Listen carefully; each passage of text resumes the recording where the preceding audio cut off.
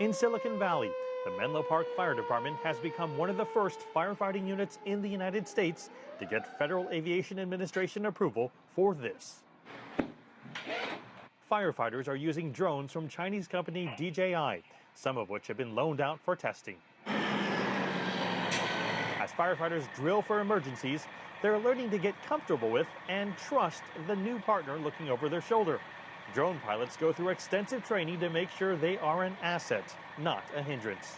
We call it the eye in the sky, right? So it's basically a way to capture and report changing conditions on the scene. Because in a lot of ways it affects firefighter safety, it could be huge for us.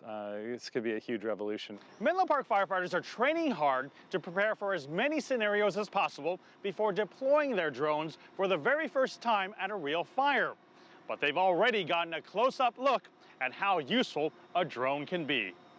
Several months ago, when the firefighters were unable to get access to a helicopter, they turned to help from a drone flown by a photographer on the scene. It provided an important live aerial view of the extent of the fire. This is probably the most exciting thing I've seen in a decade. It's a game changer. This is a tool that will make us safer, that will make us better, that will allow us to do things that we couldn't do before. It gives us, a set of eyes that we own that can see the incident. We don't see things right now.